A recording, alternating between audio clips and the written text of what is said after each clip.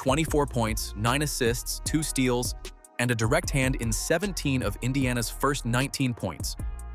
That's what Caitlin Clark dropped in Los Angeles last night, and she did it while going 1 for 7 from 3. No hot shooting night, no favorable whistle, and she still ran the Sparks out of their own building. If she's putting up these numbers when her outside shot isn't falling, what does this team look like when it finally comes back? That's the question that should have every Fever fan locked in right now. She walked back in and reminded everyone exactly who she is, the front-runner for Most Valuable Player this year. Why do you think Caitlin will win MVP this year? Drop your thoughts in the comments. And they talk about wanting to be more aggressively at the point of attack, and that's exactly what LA does. And welcome back to Los Angeles, Caitlin Clark. To the defense, but on the other side of the ball, Caitlin Clark is just doing. And Clark with a steal. Showing off the handle. Back the other way. Caitlin Clark for 2 more. Los Angeles was where it all started for her. May 2024, first road trip of her professional career, and Caitlin Clark walked into the Sparks building as a rookie and walked out with a win. She remembered Klay Thompson sitting courtside, remembered the crowd, remembered hitting the shots that mattered late even after a rough start. She called it one of her first really good memories in this league. So when she came back to that same building on May 13th, it wasn't just another road game on the schedule. Hi. How are you? Good, good. I feel like you've always talked about how much you love this building, but you've only gotten to play here once. I know, right? What does it mean for you to be back here? Yeah, I was talking about that earlier today, and I think that was like one of my first really good memories in this league, honestly, was that game. And first win. Yeah. Oh, was it? Yeah. Okay, yeah, first win.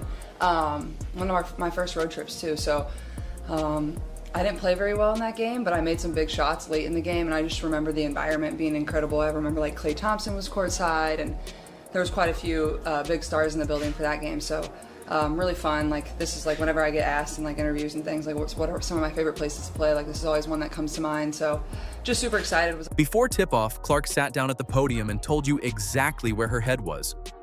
She wasn't sentimental about the 2024 trip in a soft way, she was direct about it. She remembered what happened there, she wanted to add to it, and she'd already decided what kind of night it was going to be. That's not a player easing back into things after a long injury stretch. That's a player who spent the offseason with a specific plan. How has your back been the following week? And then what have you learned about your body and how to manage it over the last 8-9 months or so? Yeah, I think first of all, I feel great. So, I jump on that table right yeah, I think like the hardest part of injury, it's still something I'm really battling and kind of almost struggling with, is just like the mental hump of getting over everything. And like, I understand my body almost too well to a point now, and it's probably something I wasn't enough in touch with before my injuries, and now I understand it very well. And so you just become hyper cautious to certain things. And she was honest about the injury stuff, which was actually the most interesting part of the press conference. She'd dealt with back tightness serious enough to keep her off the floor for extended stretches, and she admitted that getting over it mentally is harder than the physical recovery. Her exact words, "The hardest part of injury, and still something I'm really battling and kind of almost struggling with, is just like the mental hump of getting over everything." She understands her body almost too well now, she said, which makes her hyper-cautious in ways she's actively working through. For a player whose whole game runs on speed and burst, that mental battle is real. I think that moment in the game where, you know, obviously my back tightened up, I think I almost got confidence from that because I came back in and I played 8 more minutes. And I felt great the last 8 minutes. So I think it's something I can take confidence from, but it's going to take me a little bit to like really get over this mental hurdle of like trusting my body. And I was thinking about it later too. Like, this is the first time I've played 30 minutes. Like, even playing USA basketball, like I was playing 20, 22 minutes. We have so many players, we're just rotating in and out. And I ran 4.6 miles in that game on Saturday versus Dallas. So it's a lot of stress on somebody's body. But the physical side of it, she felt good. Playing 30 minutes against Dallas in the previous game was the first time she'd hit that number in a long time, longer even than her USA basketball appearances, and she ran 4.6 miles in that game. Her speed and burst felt back. She described playing extended minutes as genuinely comfortable, not something she's managing around anymore, and coach Stephanie White confirmed there were no minutes restrictions heading into LA. That's a different situation than anything she dealt with in 2025. just the pace and the physicality of it too. So that's something I'm going to continue to get used to, but I feel really good. It's just continuing to work on the mental side of the injuries for myself. She also dropped something before the game that nobody saw coming. She was wearing new Kobe player exclusive shoes she'd been using in practice, and she told the room these were the last Kobe that will go to market for people before my signature shoe comes out.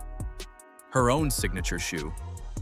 In an arena built around Laker legends, wearing the last Kobe to ever hit shelves before her own shoe launches, and she mentioned Monique Billings by name when talking about team chemistry, specifically calling out how their connection in practice had been building faster than she expected. Yeah, I mean, I think we have a great locker room and great leadership and people that use their voices and are going to help each other out, and, you know, people that have been in this league a long time and people that have been really successful in this league. So, you know, Coach Steph has really challenged us. Like, you know, obviously she's the coach and the coaching staff, and they're going to give us the scouting report and the things we need to do. But at the end of the day, this is our team. Like, we have to make this what we want, you know, what we want to be. And the first quarter didn't ease anybody in. Clark touched the ball and Indiana started scoring, and the Sparks basically couldn't do anything about it for the first several minutes. 17 of Indiana's first 19 points ran through her somehow, whether she was finishing at the rim herself or finding an open teammate before LA's defense could recover. And none of it came from three-point shooting, because she went 1 for 7 from deep on the night. She built that stat line a completely different way. At her 116th career double-double in that loss to the Aces here on Sunday. Didneka, Clark with a step, nice pass from Billings. Taken over here in this first quarter, figuring out ways to help her teammates. And Burrell has it partially blocked by Clark. Back and forth we go. 1 point LA lead so far. Mitchell on the back cut, my goodness. The paint was where she lived in this game. Clark converted 8 of her 10 two-point attempts, which is 80% shooting inside the arc, and that number tells you something real about where her body actually is right now. She said it herself after the game. My speed and my burst is back, and that helps me get downhill. That's not a small thing after the kind of lower body injury stretch she's been through. Extended time off affects the base of a jump shot, the lift, the consistency of the release, so the three-point shot catching up to the rest of her game takes longer than people want to admit. She's not waiting for it to come back. She's attacking every other way she can while it does. She is so good at sharing the ball. She makes her teammates better, but look at the beautiful pass there. When they get the rebound, she gets down court calling for the ball. Clark finding Cunningham on the back cut because, as you mentioned, all that attention on Caitlin Clark. But a really smart play by her right there to keep this one alive. And the Fever contingent in the house, happy about that, and happy about that too. Nice look to Clark for 2. The assists were the other part of this. 9 by halftime, and one of them was the kind of pass that gets clipped and posted for weeks, threading the ball through 3 Sparks defenders to find Kelsey Mitchell cutting for a layup. The team called it their assist of the game, and it wasn't close. Clark was reading LA's defense and finding the gaps before the Sparks had even finished setting up, which is how you run up 17 of 19 points without relying on your jump shot at all. She also connected with Sophie Cunningham for a 3 when the Sparks closed out too hard on Mitchell, and every one of those decisions came fast, with no hesitation. When defenses collapsed on her drives, her approach was to spray it out to open shooters, and she felt like she executed that well in the first half. Indiana went into halftime up 48-34 because of it. Didneka needs to take more shots. She's only attempted 4 shots in this one. Clark with a step, lays it up and in. Especially as we were just talking about how well the Fever offense is flowing, and Atkins such a key piece of this Sparks retooled defense. Caitlin Clark off the window for 2. In that close defeat to Dallas on Saturday. Great inbounds play to Harris. Then there was the defensive end, which doesn't get enough attention when Clark is putting up offensive numbers like this. She recorded 2 steals and had 2 additional deflections that directly forced Sparks turnovers, and they weren't random scramble plays. Each one came at a moment when LA was trying to string something together. Clark reading a passing lane, getting her hand on the ball, and turning it into Indiana offense before the Sparks could get set. She played 31 minutes total, and the Sparks rotated multiple lineups at her without ever finding a consistent answer. Kelsey Mitchell didn't wait for the Sparks to figure out a plan. She came out aggressive, hitting three-pointers early, forcing LA's defense to stretch out and cover ground they didn't want to cover, and that opened up exactly the driving lanes Clark was attacking all night long. Mitchell dropped 17 points in the first half alone, finishing with 23 on 9 of 17 shooting, and the Sparks spent the whole game trying to solve two problems at once, without ever really solving either one. Points in the first 2 minutes. Has not scored since. Maybe that'll change on this trip down. Mitchell with another three. Kelsey into double digits. The second quarter was where Mitchell basically broke the game open. She went 7 of 9 from the field in that quarter, knocking down all 3 of her three-point attempts during a 19-8 run that pushed Indiana's lead to a point where LA was chasing the whole second half. When a defense has to respect a shooter sitting out on the perimeter, the paint opens up and Clark's downhill game becomes nearly impossible to contain. Mitchell wasn't lucky in that quarter. She was locked in.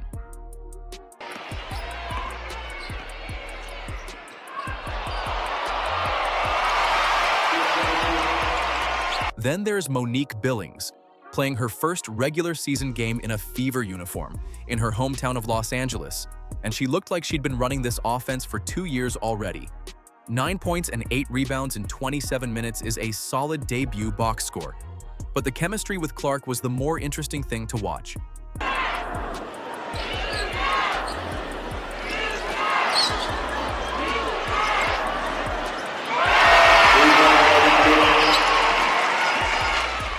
Clark found Billings in spots where Billings had to trust where the ball was going before she'd even fully set her feet, and Billings delivered every time.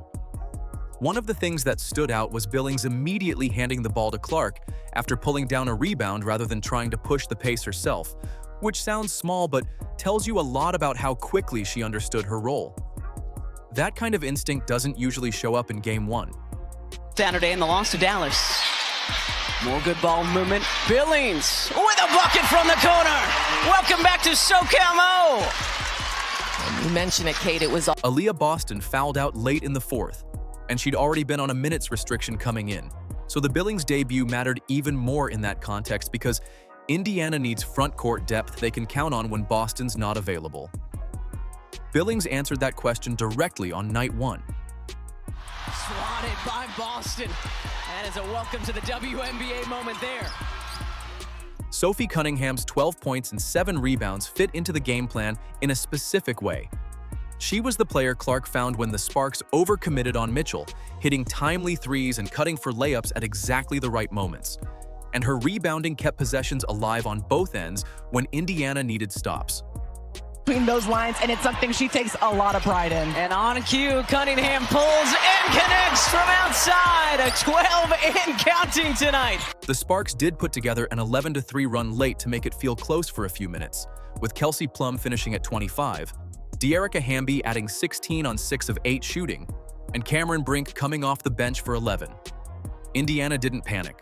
Clark and Mitchell kept making plays, Billings cleaned up inside, and LA never got close enough to actually threaten the lead. It's Will McKay with 5, a little disjointed on this possession, and Billings comes away with it. Clark down to Billings. Use and ahs from the crowd. What great ball! The technical foul came right before the halftime horn, and it had no business being called in a game that physical. Clark drove, felt contact, and when the referee Jason Alabanza called an offensive foul on her instead, she lost it a little, yelling and clapping at him on the way to the locker room. The technical followed when she kept going. Kelsey Mitchell had to shoot the resulting free throw to open the third quarter, which is just a wild way to start a half. We'll do it for our first half here at Crypto.com Arena. Between the Sparks and Caitlin Clark and the Fever. Clark with 11 to go along with. Clark didn't dodge the question after the game, but she also didn't blow it up into a bigger deal than she wanted it to be. White, though, was pointed about it. She said the game felt a lot like last year to me, and that's not where we want to be, specifically calling out the league's supposed freedom of movement emphasis and saying flat out, it was not tonight. That's a coach who's watched her player drive into contact all game, absorb hits that didn't get called, and then pick up a technical for reacting to an inconsistent whistle. White didn't pretend that was fine. I was just gonna say I deserve my technical. I said that. All right. No, they don't need any fines. Yeah. No, I mean, I think, look, you know, the reality is a lot of us spend a lot of time in the off season, on various committees, trying to remedy this officiating thing. And you know what we said was that we wanted everything called. Freedom of movement needs to be a thing, and it was not tonight. And it's not a one-game thing. Clark's been dealing with this conversation since her rookie year, where every reaction she has on the floor gets looked at harder than most players ever experience. A technical on a night when she's playing some of her best basketball is genuinely frustrating, and the contact the Sparks were putting on her every time she drove deserved more calls than it got. But Indiana still won by double digits, and Clark still finished with 24-9. So whatever frustration she carried into that locker room at halftime, she didn't let it touch her performance. After the game, she was clear about how she stays useful even when her shot's not falling. She said, "The best thing I can do for this team is play make. I can score the ball, I can make threes, but what I can do best for this team is make plays for my teammates, and I know that." She talked about getting downhill, finishing around the rim, drawing fouls, and spraying it out to open shooters when the defense collapses. That's not a player making excuses for going 1 for 7 from 3. That's a player who already figured out how to win without it. Yeah, well, obviously I've only made 1 3 tonight, but like I haven't let that affect me. I obviously haven't shot the ball as well as I would have liked the first 2 games, but my shot feels great and I feel like it's right there, but I haven't let that bother my mind through these first 2 games. And you know, the best thing I can do for this team is play make. Like at the end of the day, I can score the ball, I can make threes, but what I can do best for this team is make plays for my teammates, and I know that. And you know, getting my feet in the paint, spraying it to my teammates. That's also what makes the MVP conversation real. A Clark who needs her outside shot to put up a great game is already dangerous. A Clark who puts up 24-9 while going 1 for 7 from 3, getting steals, forcing turnovers, and running the offense at that level, that's a different problem for every coaching staff in the league.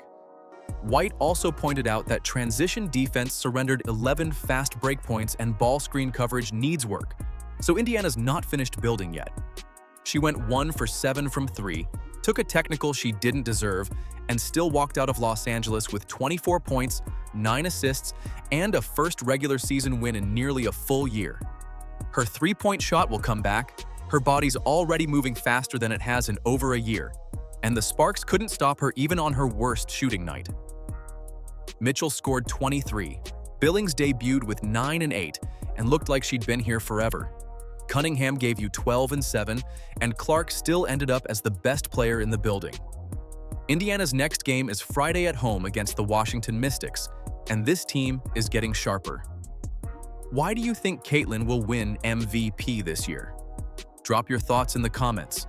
Don't forget to like, subscribe, and turn on all notifications so you don't miss out on all the WNBA news. Click the video on the screen, and we will see you in the next one.